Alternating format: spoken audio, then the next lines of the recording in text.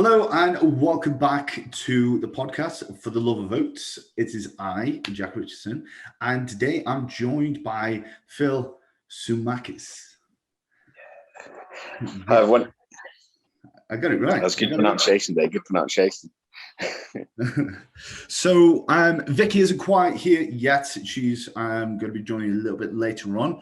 But Phil is a very special guest.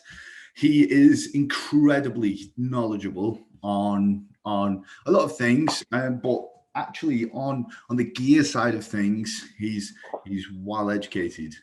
You know, he knows his drugs, don't you? It is bizarrely, it's something that's always interested me, even before I got into bodybuilding, drugs in general. So when I got interested in the gym, naturally, from when I started going, it was kind of something I was interested in, and then obviously go into a lot later on. So yeah. Phil is going to be advising me on my own personal courses with the assisted side of things, and he's going to help turn me into a very juicy bodybuilder. So just to begin with, just tell everyone like how you obtained, your knowledge for gear, and just basically just give a little bit of background about yourself for those that don't know you.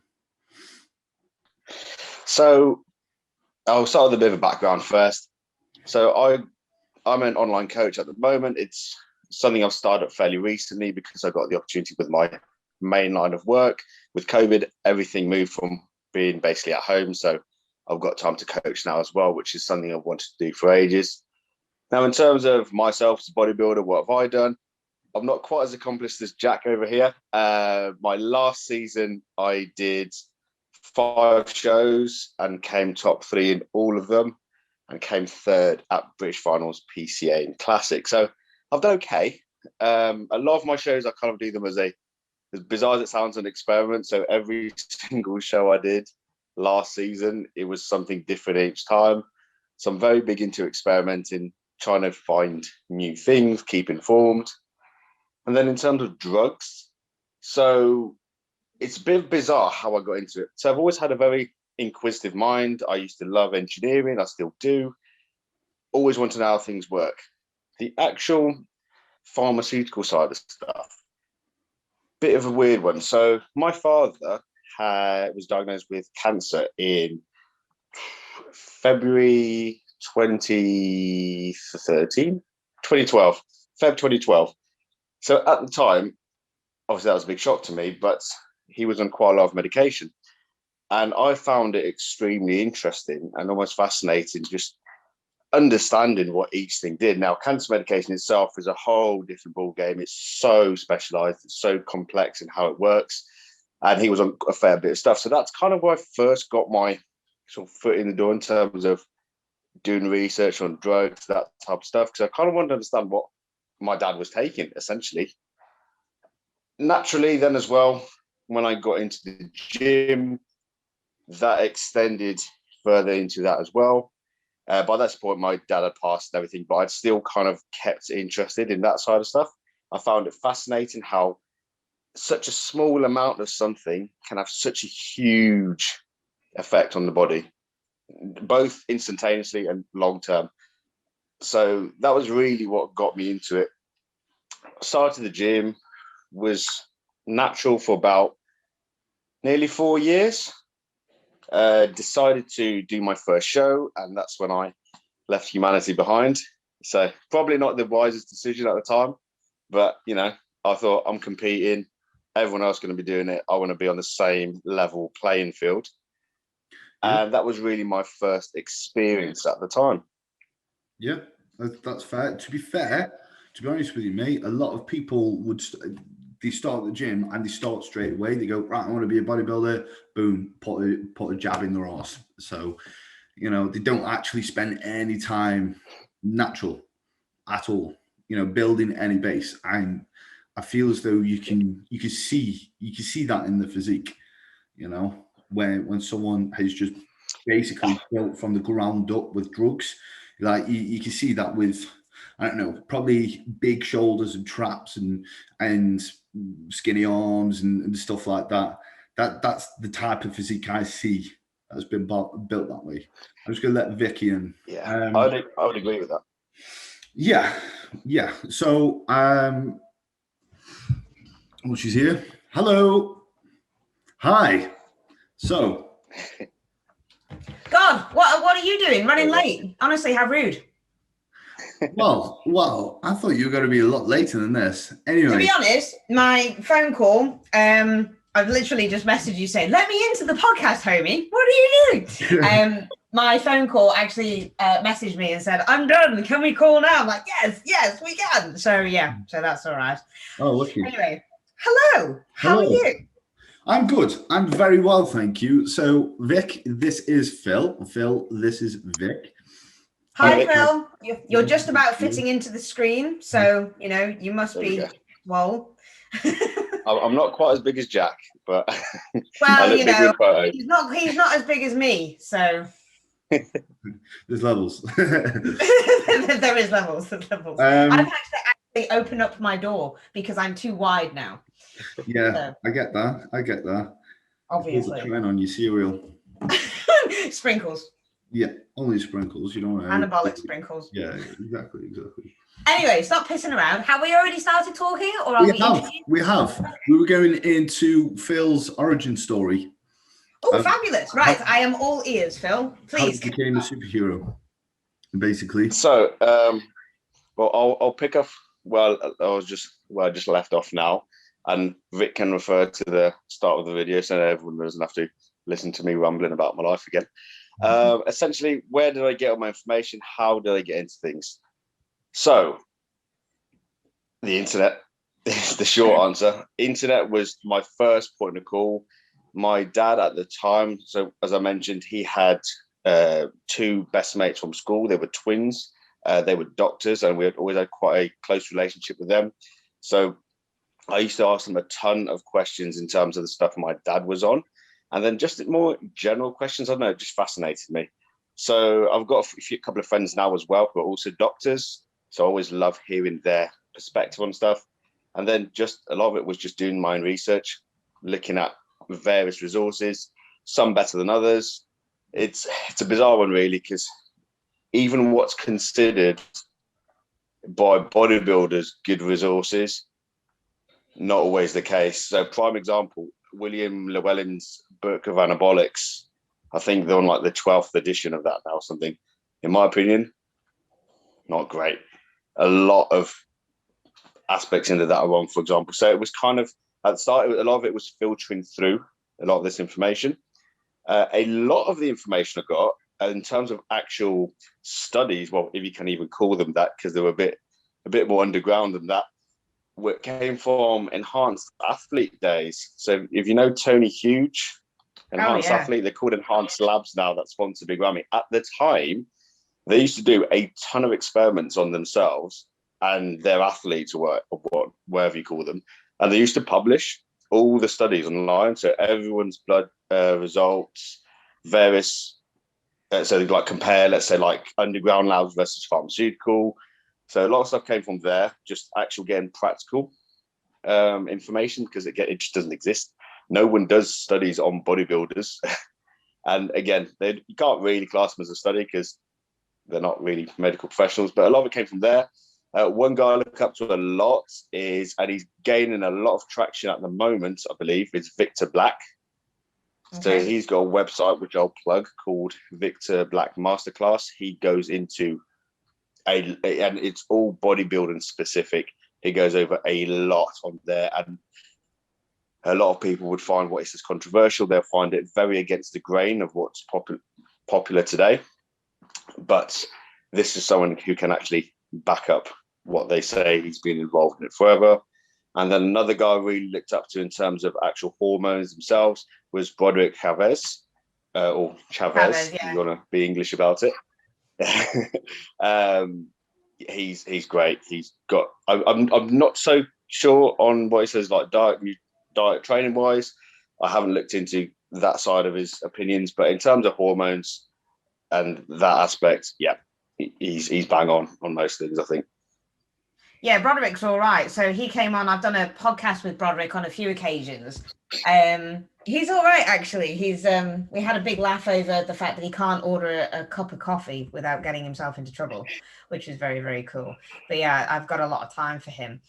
So Jack, we obviously had a chat earlier on today in regards to what you wanted to ask Phil. So do you want to start kicking off with certain questions, or do you just want to kick off as per usual?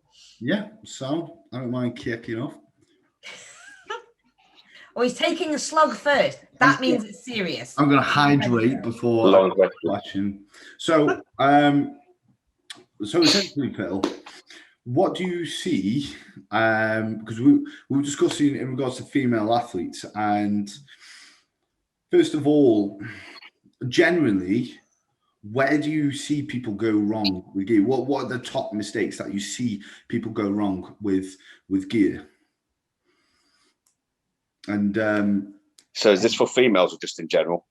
So generally, yeah. And the second part of the question is because a lot of people treat female athletes as male athletes. And what do you see, again, is the biggest mistakes for female athletes? So in general, the main thing I see wrong straight away is doing things the way people used to do them, because that's what they did back then. We're going to do the same today. So it's just, I'd suppose that, to sum it up, it's not doing their own research, not trying to find a better way, and not understanding why they're doing what they're doing. So to put it into perspective, there was a bunch of interviews that Tom Platz did 20 years ago with a lot of top IFBB pros at the time, and all their faces are blurred out, but you can really clearly tell who they are. Like, you can tell that's definitely, Lee Priest was the only one actually who didn't blur his face out. But one's obviously Ronnie Coleman, one's obviously Chris Cormier. He's got various people on there. And what they did was just whatever they could get their hands on. It was just a bit of this, bit of that. And people still kind of do that today.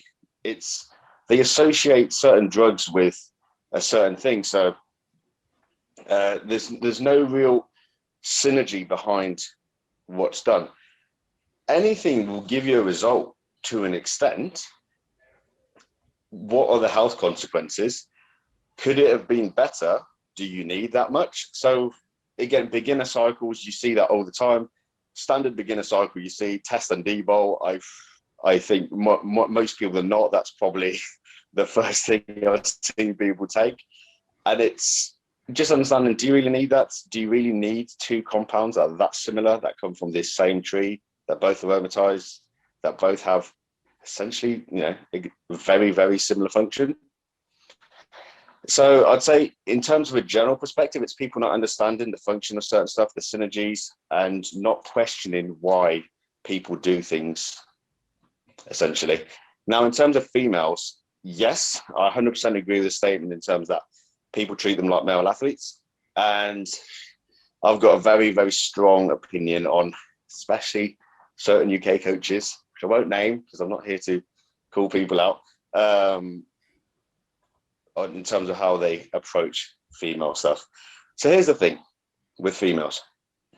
People think, take a little bit of this, you'll be fine. It's such a small amount, you'll be fine. Here's the problem. It's not how little can I take to not get any side effects. It's when will I get side effects? So think of it this way. A woman, if she takes, so the standard thing everyone just preaches straight away is Anavar. That's the first thing you always hear of, Anavar. Take a little bit of that. They can do a few cycles. They might not notice any unwanted side effects. But each time you do a cycle as a woman with androgenic steroids, it's like a percentage that keeps creeping up until you start to notice something. So it's not a case of if you're going to get side effects, it's a case of when. And now, obviously, certain drugs are more androgenic than others. Androgenic meaning masculinizing, so hair growth, deepening the voice, other things growing that you don't potentially want to grow. So that I'd say that's the biggest thing with females. Short term, coaches push drugs to like, yes, I want you to win this show, so it makes me look good. And these girls, they get caught up, especially the young ones that may have not even competed before, or they've done a show and it didn't go too well. They want to come back with like a vengeance. Is it really important? Is it worth sacrificing your femininity? You're going to look good for a couple of shows. You're going to get into that cycle of doing that each time you compete. What are you going to look like when you're done with competing? So that's, I'd say, the biggest issue I have with female cycles. Now, granted, there's some things, you know, as a woman, if you want to compete in, it's unavoidable. But in terms of the choices that can be made, women are not the same as men. They have very, very different needs and needs a very different approach. So obviously a bigger emphasis on non-masculinizing performance enhancers, which granted there's not a lot of them, but she has type 1 diabetes and she uses her insulin prescriptions to her advantage. So you could claim you could say she's technically natural, I suppose. But just by, let's say, just using insulin alone, insulin obviously is not masculinizing. She's got amazing results and she's grown a lot just by using insulin. And most people tell you, well, if you just use insulin and you don't use any steroid with it, oh, you're just going to get fat, you're just going to get, no. So, and she's an example of it. Again, I don't want to name, but especially with women, I'd say my biggest pet peeve is just not thinking about the long term and coaches being a bit too focused on getting placings. The insulin remark made me pricked up my ears just a little bit more so from that. So in terms of, sorry, who did you say it was? Just a client of yours, or was it? Not a client of mine. It's a girl I know. Again, I don't particularly. No, that's cool. We don't need names. It's all good. You broke up a little bit, so I was just actually asking a question from there. So if this individual that you know basically didn't take any anabolics, but just took insulin, and she grew on that insulin, was that literally just down to the fact that she was a type 1 diabetic and had different amounts of insulin in comparison to her actual prescriptive amount? And how does that actually make you grow as a compound? Because it's not an anabolic. Yes. So again, let's just take this as a person. So I'll take out the equation that she's type 1 diabetic.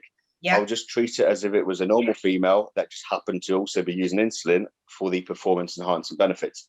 Okay. So insulin itself, people say it's the most anabolic hormone. What does that mean? It doesn't mean anabolic in the sense that it just suddenly stimulates protein synthesis, nitrogen retention, and you start growing like mad. What it means, it's amazing at storage and driving nutrients where you want them to. How can you use that to your advantage? Well, in training, for example, if you can force more nutrients into the muscle whilst training or force more into it afterwards, you're going to recover faster.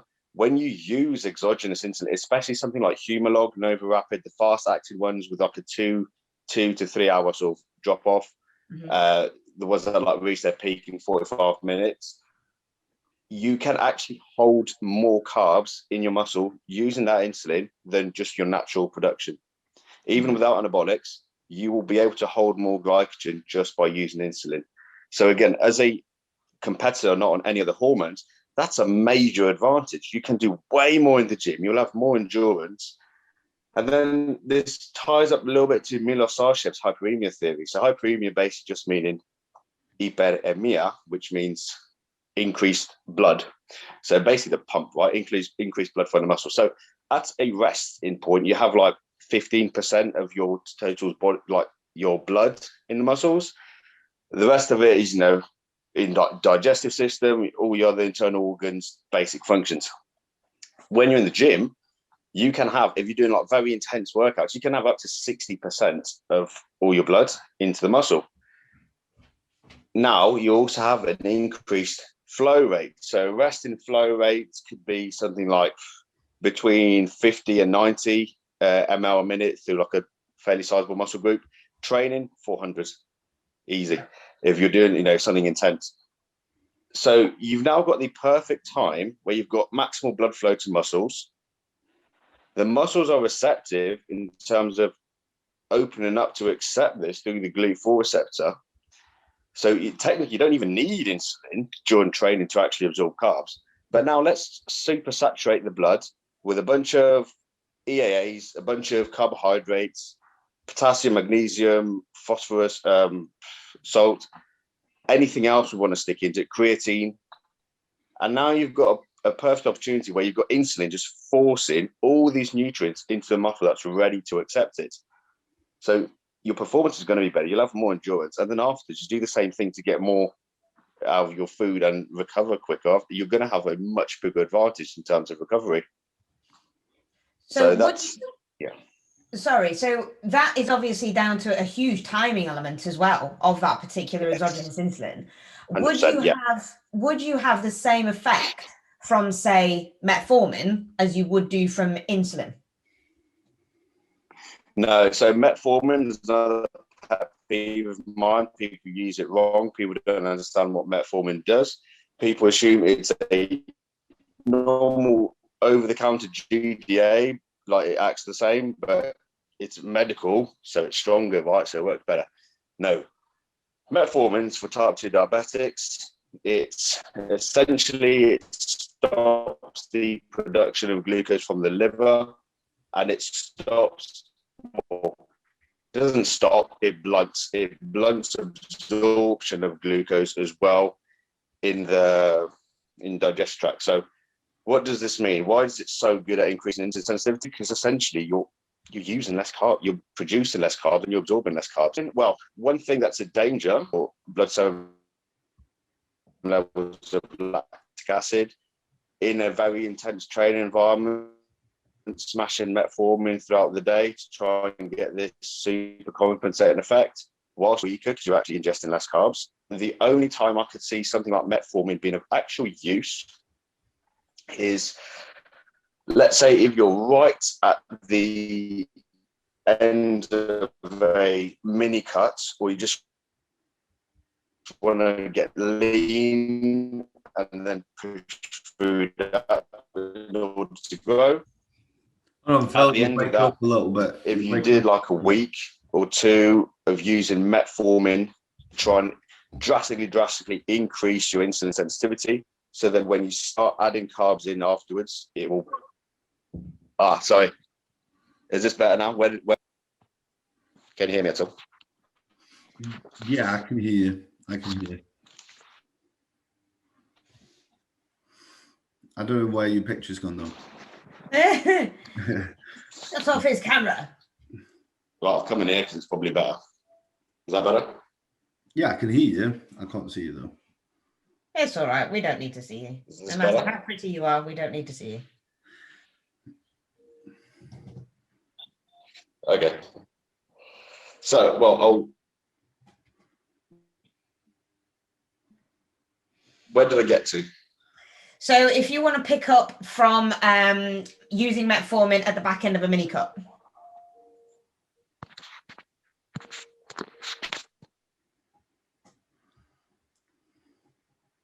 And he's gone. It doesn't want to pick it up.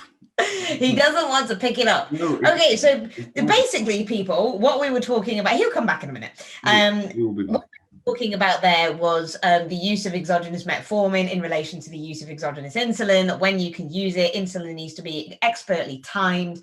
Even if you are not a type 1 or a type 2 insulin-dependent diabetic, it does still need to be perfectly timed in and around a training window in order to saturate the muscles, because insulin is still reforming. Well, there we go. Back. So there we go. There we are. I rambled on a little bit, just kind of like reiterating some of the points around insulin that you put in. So if you want to pick up where you left off in terms of metformin and being used at the most beneficial way at the end of a mini cut. Yes. So that's how I would personally use it at the end of a mini cut, just to further increase the increase in sensitivity that we want. That's one of the points of a mini cut. When you start getting a little bit sloppy, maybe your pumps aren't as good, your absorption isn't as good. You know, you do a little mini cut, get that back up. You could do it for like a week or two at the end of that. And then when you start to phase, you know, increased carbs again, you'll just make use of them better. Yeah. The other time it can be used, although I don't like doing this anyway, is for keto, to get into ketosis faster. But I don't like keto. So, but that's the only other time I'd otherwise, people have also used it to carb up for shows. Again, I don't like it purely because of the GI distress. It bloats people like mad a lot of the time, and it can cause some very unpleasant trips to the toilet. So not what you want before a show. No, no, absolutely. So yeah, metformin and GDAs, not the same. The over-the-counter GDA you'll get, no, it does not do the same thing as metformin. I don't really use GDAs anyway, but if you wanted to, definitely don't use metformin is my go-to. Right, okay. And if somebody was going to be on metformin, how long would you realistically recommend them to stay on metformin, or is there not a cutoff point? There's not really a cutoff point because, again, it's meant to be a long-term drug. Now, the risk, again, is purely what I said in terms of lactic acidosis. Granted, it's rare. Granted, it's not super common that you get issues with it, but it can happen. So if you're going to use it in terms of a GDA, you could use it for like 8 weeks, I'd say, pretty comfortably, as long as it's not immediately like before some of your training. Like some people might try and load a bunch of food before training with it. Not a good idea. But for the terms of a practical use, I'd say a week or two. Right. Okay, cool. So let's talk about some big boys then, instead of the little females, because big boys are always much more exciting. If you were going to use insulin on a giant human, you would also possibly have a look at their training program and match their program to the drugs that they are using. Is that correct? Is that incorrect? What's your viewpoint on complementary? Yes. So something like insulin, again, what's the point of using it? It's to get that osmotic stress, that effect we want in terms of osmosis. When you've got a high concentration of salt outside the cell, inside the cell, it draws water into it. It's osmosis is that process of passing it out of the cell membrane. The better your body gets at that, the better you get at utilizing energy. It makes it more available. So in terms of, before I get straight into that, so let's just talk in terms of muscle fibers. Everyone knows slow twitch, fast twitch. There's more than that. There's oxidative fast twitch, for example, which is kind of a little bit of a mix. And then you've got glycolytic fast twitch. Glycolytic works purely basically off carbs. Oxidative, bit of both. So it does use triglycerides, but it use fat metabolization as well as a source of energy. Glycolytic, in terms of bodybuilding, is definitely what you would want in terms of overall more volume in the muscle, overall training performance. Using something like insulin can also bias the muscle more towards that. So muscle fibers, when you've got fast twitch muscle fibers, they can change between oxidative and glycolytic according to how you train and what you put your body through, essentially. So first of all, we want the glycolytic part. Insulin, how does that tie in?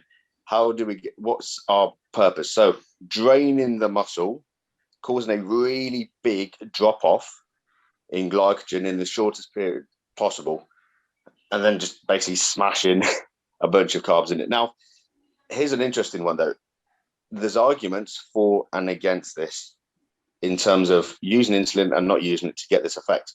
So Patrick Tuor, for example, very popular at the moment, he's quite well known for not using insulin for this. Now, I know from his clients that he does use insulin with quite a lot of them. But again, one of his beliefs, and he actually did a study on this as well, was that rapid drop-off of glycogen just makes your body super compensate after the training. So his point of view is you don't need it during the training because when you eat all the food afterwards anyway, it's going to have a similar effect. Now, but in terms of training performance, if you're doing something very high volume, like giant sets or just really high rep sets, again, Milos Sarcev all over, insulin there would be very beneficial. Doing insulin, doing like Dorian Yates style training, But, not really any point. You'll just feel tired. yeah. You won't necessarily get anything out of it unless you're using growth hormone, of course. That's whole different. But this is about insulin on its own. And if you're using growth hormone, that's a whole different ballgame. Yeah. So other drugs as well, how they affect on training. Yes. So I do believe drugs should be picked as a purpose rather than what are you trying to achieve? Okay, we need this. That's how I think it should go. Not so much, let's pick some drugs and then do a training based around that. So this is all in the context of drugs are tools. Use them for what you're trying to achieve. If you're not necessarily trying to fill out as much, do you need insulin? Probably not. Are you going again? Are you doing more like low volume stuff? Are you focusing more on myofibular growth, hypertrophy? If so, there's no point. Focus more on stuff that will give you that increase in protein synthesis, nitrogen retention, maybe some DHT based stuff just for the central nervous system recovery and that aspect. But if you're looking to get more of, let's say, a sarcoplasmic effect, again, Milos Sarcev all over in a way, or Patrick Tor even. Patrick Tor is a big believer in this. Save all your androgenic steroids, the really high DHT ones, until prep. Use all the volumizers earlier on and focus more on, again, holding more glycogen in the muscle when you're just trying to fill out. Become strong. I was about to say naturally, but not naturally. DHT strength is an artificial strength in my head. Mm-hmm. So, like, drop some halo testing, you're going to get a personal best. Like, there's no way around it. Yeah. It's, but you know, smash a bunch of NPP. Not gonna you won't really like, you know, you won't suddenly get under the bar and think, wow, I feel strong today. So get strong, but not in a artificial way. Mm-hmm. And then in prep, at that point, until you get to prep, if you haven't done anything to volumize yourself or to increase the fullness, increase the sarcoplasmic hypertrophy of how much your body can hold, chances are you're not really going to be able to do it in prep. At that point, your main focus obviously is condition and maintaining muscle. Maintaining muscle requires you to maintain strength. Yeah. So at that point, use like a DHT derivative stuff. Save the androgenic stuff more for then. I still believe in a small amount of DHT-based stuff in an off-season purely because of the effect it has in terms of the maturity it gives your muscle. Mm.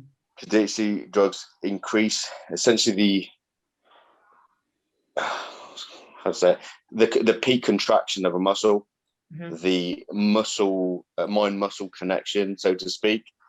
That a lot of the portion that it gives you that maturity in your muscle, or let's say maybe the shape, comes from the ability to contract it correctly. Mm-hmm. So a small amount of DHT just for the maturity effect, I would still like in off season, but the majority should come from volumizers. I hate using that, but it's just an easy way to describe it. The anabolics, let's say. The anabolics. I was going to say, let's just call it anabolics because people are just going to get confused with volumizers and things like that. But no, interesting in what you say from that thing, from that side of things, from my perspective as well. So I coach a lot of strongmen, and a lot of their go-tos are going to be halos. You know, like 2 weeks out from a competition, they just drop some halo. It's like, wow, I can tell that you actually dropped that. So yeah, that's an interesting one, realistically. Jack, have you got any questions in relation to what Phil's just been talking about with volumizers and strength gainers? Well, essentially, I've just been trying to upgrade more time on the Zoom meeting because we're on the countdown. So you haven't actually been paying attention, I have been paying attention, but I've also been multitasking as well. Don't flatter yourself. You know that you cannot do that. I can sometimes. It depends on the motive. But yeah, essentially that is something that from what I have seen of other coaches, obviously I'm yet to use insulin myself, but from what I have seen from other coaches, that definitely does make sense. And everything that Phil said, definitely does make sense. Mhm. You know, I think my question is a lot of people do sort of you see these when you see top tier, well, Olympia level bodybuilders, you know, and say they have distended stomachs and things like that. A lot of people rush to the comments to go GH insulin. Is that the case? Is this what's causing distended stomachs? Is it down to those two drugs? So the standard distension that you see, in my opinion, no. Well, not in the way you think. So people assume that the massive guts you see are purely because of the organs growing. I don't believe that's the case in the traditional way. So what I mean by that, what does growth hormone do after you take it for a while? It increases your blood sugar. So you have higher blood sugar levels, generally speaking, unless you take insulin to counteract that. Having higher blood sugar level, when your blood sugar is high, your stomach does not empty as fast as it would otherwise. Now, take a big bodybuilder that's using growth hormone. Think about how much food they're eating. When you wake up in the morning, you've got, well, it would be nice to have, low blood sugar in terms of between 4.5, 5, something like that's a good thing to aim for. Let's say you're already waking up with 6, right? 5.5, 6. Your body it doesn't accept food as well. You don't absorb food as well when you've got high blood sugar. So you eat that, your blood sugar goes a little bit higher. Let's say it goes to 7. 2.5 hours later, you're going to eat your next meal. Your blood sugar is probably not even fallen down to what it was when you woke up, which was already high. So let's say it's gone to 6.5. You eat again, it pushes you at 8. That you're only 2 meals in now. So towards the end of the day, what just ends up happening is your blood sugar just starts creeping all the way up. Instead of having without growth hormone, let's say if you had normal, good insulin sensitivity, you eat, it goes up, comes down, you start to get a little bit hungry, your body's ready to accept another meal, eat, goes down. That's how it should be, right? And that's why force feeding doesn't work. And that's why it gives people such bad stomach issues, is because your body's just not ready to accept this food yet. So this is why, again, force feeding is another whole different thing. That's why that doesn't work in that sense. But so what happens now? You've got a bunch of growth hormone in your body. You've got an inflamed stomach. Now, what does inflammation do? As we know with muscle, inflammation is a signal for your body to, something's wrong. You need to repair it. If you have inflammation in your muscles, chances are you've just trained the hell out of it and it needs to go and repair. Inflammation on your stomach, you've now also just smashed a bunch of growth hormone. You've got higher IGF-1 levels as well in your body. What's going to happen? Well, obviously it's going to grow because it's inflamed.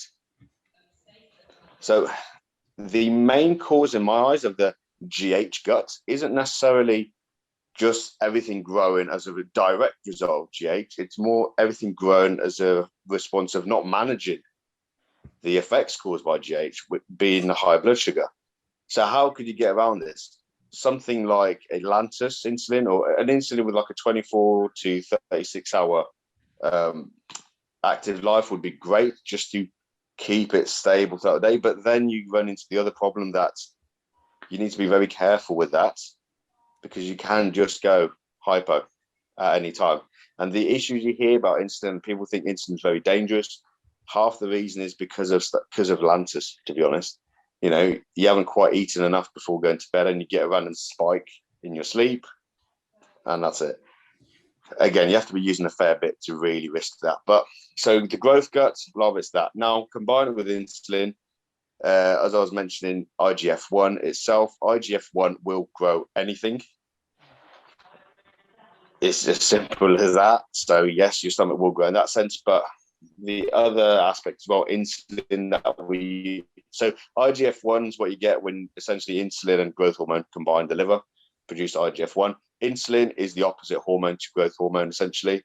When one is elevated in your body, the other one's crashed. So for example, one of the reasons people were saying at one point, don't have a bunch of very sort of slow digested, like huge carb meals before sleep, was because it will spike your insulin and raise your insulin for a few hours whilst you're asleep, instead of allowing your growth hormone to go up. So that's one of the reasons why people have said, avoid carbs after a certain time, because naturally it will kind of keep you just in better shape from having elevated growth hormone levels to a small extent. But insulin. So as I mentioned earlier, insulin's a storage hormone. It will force anything that's in the bloodstream into storage, wherever that is, whether it's, amino acids, it'll put them into muscle, it'll put them into skeletal cells, it'll put them skin, hair, literally anywhere it can put something, it will. Have a big fatty meal and then smash a bunch of insulin. What's going to happen to all that fat in your bloodstream? Well, it's just going to get stored anywhere. Yeah. The problem is the way your body stores fat. Your body's incredibly efficient at storing fat, like ridiculously efficient. Like you can be burning fat and storing fat at the same time. Genuinely, like your body's built to store fat, right? One of the ways your body does this is by breaking down fat to its free form and then manufacturing it in the structure it wants in a specific place. So that's why you have different types of fat as well, like brown fat, white fat, all that type of stuff. Your body kind of decides what it wants to do with it. It's not so much like protein where you just break it down until you get to the amino acids and they just go wherever they need to go. Fat, you break it down, and then you build it up again. A bit weird. Take insulin, have a bunch of fat, and now it's been forced away before your body really gets a chance to actually do what it wants with it. Visceral fat. Yeah. Visceral fat is a bitch to get rid of. It's very hard to get rid of. You can look shredded and have visceral fat. It's that hard to get rid of. One of the best ways to try and get rid of it is something like fasting. Another very controversial way of getting rid of it, which I don't know if I should really mention, certain fat burning compounds that may or may not be used in 1933 by the Soviet army to keep warm in a certain war. Shreddable. Yeah. So yeah, liposuction. Yeah. So something like that would also be good at reducing visceral fat, but it would also risk taking fat off around the spinal column, which isn't good either. One thing I just randomly remembered, I mentioned earlier strength from Halo. I should mention Halo testing isn't a, but again, it's not to pure strength. I just came to me. But yeah, so growth gut. It's a combination, in my opinion. It's caused by hyperglycemia plus visceral fat plus inflammation that then leads to growth because of huge amounts of IGF-1. It's like anything, the more you use it, it grows. The less you use it, it shrinks. Atrophy, hypertrophy. So it's a multifactorial thing. How can you avoid this? Make sure you aren't using GH every single day is a good one. I don't think it should be used every day. I think use it 3 or 4 times a week around your workout, and that's it.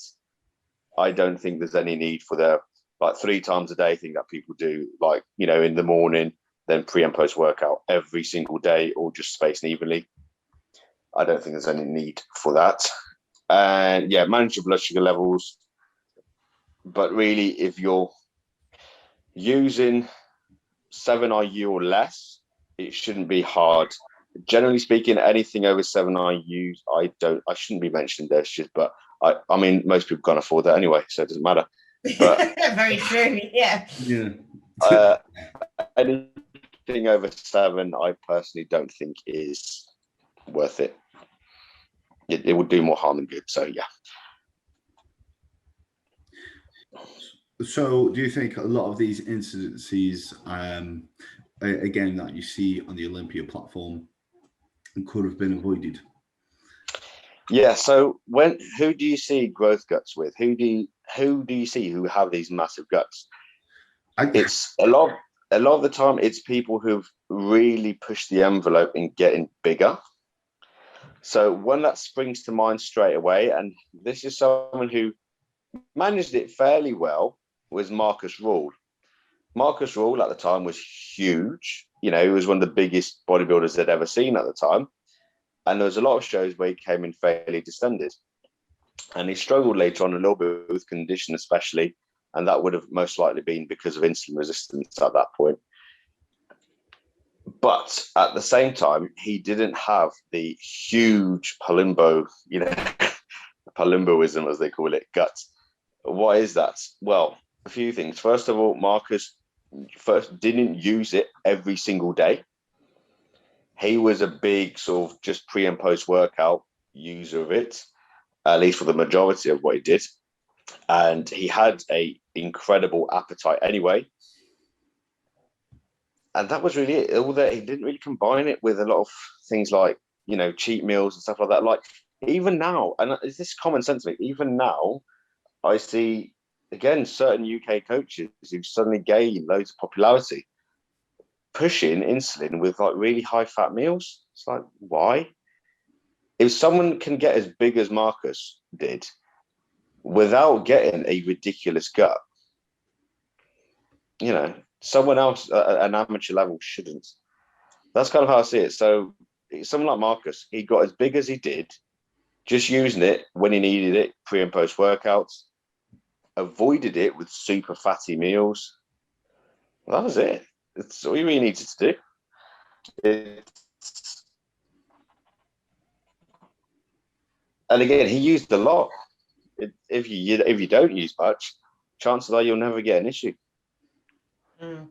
Yeah. That's pretty much. That is. I can't remember what the question is, but I hope that. Basically, yeah. I'm just trying to let people know that if they are thinking about trying to compete in the Open, or you know, people who are just looking at the Open thinking, right, they all have bubble guts, they all have this, and you think, well, if you go into Open, you're destined to have one of those guts. I just want to put that information out there that isn't a necessity. You know, you know who's actually a good example of someone who abused it and didn't get a bubble gut, because they they abused it, but they did it with some thought. I don't know if you heard of him, Nick Trigili. Does that ring any bells? He hasn't competed for a while. Most of the time now, he's just known for, I don't know, getting into arguments online. I don't think like Fuad Abiyad and stuff likes him too much, so they mention him occasionally. But he won the Mr. USA's in 2014, turned pro. He was like 26. He was incredibly young, and he was doing gear from about 15, 16 years old. No, he was a mass monster. He was huge. He was like 300 pounds on stage, huge, at a very young age. And he was using 15 units of growth hormone a day. Oof. But he only did it 3 or 4, not a day. When he did use it, it would be 15. He only did it 3 to 4 times a week. Okay. And that's a lot. And that was pharmaceutical grade as well. It wasn't sort of the Chinese generics, as they call it now. That is God knows what. That was actual pharmaceutical GH, and he used a lot. And even he says now, to be honest, it was, you know, a bit unnecessary. But he did not have a gut. He actually had a very good waist, and he was enormous. So it doesn't necessarily mean that you have a bubble gut as soon as you do that. And he was one of those guys that ate stupid amounts of food. He looked after his digestion, so his stomach wasn't constantly inflamed. He had a relatively low fat diet, super high carb, trained super high volume. So this kind of falls into what we were saying before in terms of, you know, taking stuff to match your training. The training he did was very much sarcoplasmic style stuff. He got strong as a result of just getting bigger. He was never, you know, still for his size, he wasn't that strong. But what he did worked because everything kind of fit together. And even now, he's escaped bodybuilding I think he put a video up recently with his blood results, and he's fine. He's a normal size now, but he's fine. You can do it short term and, relatively escape free. So yeah, open doesn't necessarily mean bubble gut, and not everyone in open needs growth hormone. Some guys are just genetic freaks. I mean, when you see a true genetic freak, it's bizarre. I've got a client at the moment, and his genetics are ridiculous. He's been called a fake natty for years, and he's just gone on here now, so it's hilarious. But people, they have to work with what they've got, right? So some people will need GH, some won't. Okay. So in regards to GH, do you think that is, a lot of people hype up GH to be the be all and end all? Do you think that is the case? Do you think it is like an incredible drug to put on a ton of muscle? Would you reckon it's overhyped? People that don't like GH or say it didn't do anything for them usually haven't had real GH, usually haven't used it long enough. But if you've got real GH, so I've experimented with GH in the past. I don't now purely because I don't need it. I'm doing classic. I'm not really looking to. I'm one of them. If I somehow one day end up turning pro, great. But it's not really my priority. I can't justify the money. But I've used it in the past.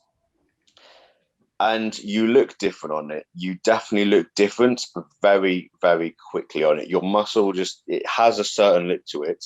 And that was relatively quick. I noticed that 3 weeks in, I looked very, very different. This was combining it with insulin. People that say it's overhyped, I don't think they've used it properly. They haven't used enough of it, or they just haven't used real stuff. You will notice even your skin, even your cognitive behavior is better. Any niggles, you have any aches and pains, you just feel because this is the thing. So when you combine it with insulin and it converts to IGF-1, insulin-like growth factor also acts like insulin.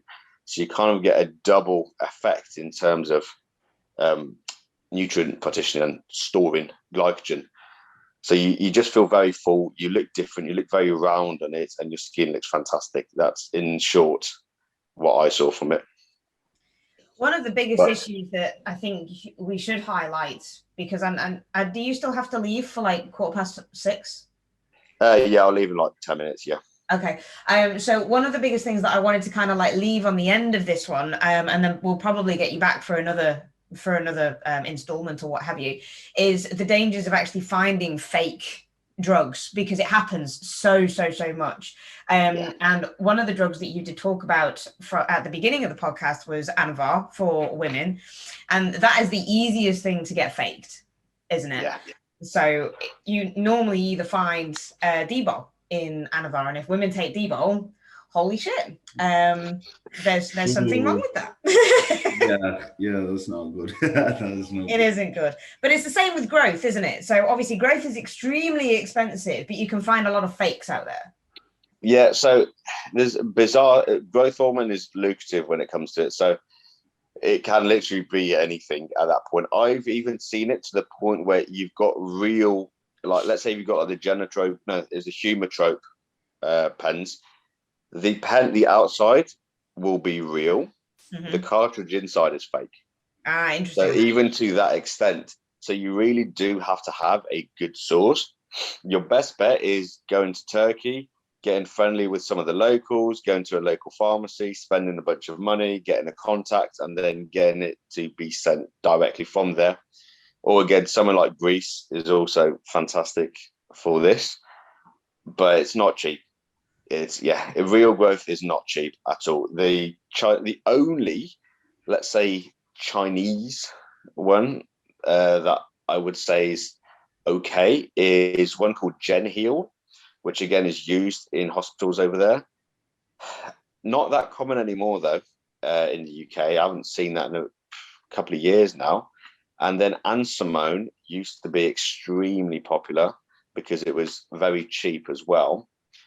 However, it went a bit weird. So what I actually think happened was Ansimone itself was a company called Anhui Biotechnologies, I think they were called. And Ansimone was the growth hormone. They made legitimate Ansimone, but they actually partnered with another company called Eastern Rising, something like that it was called.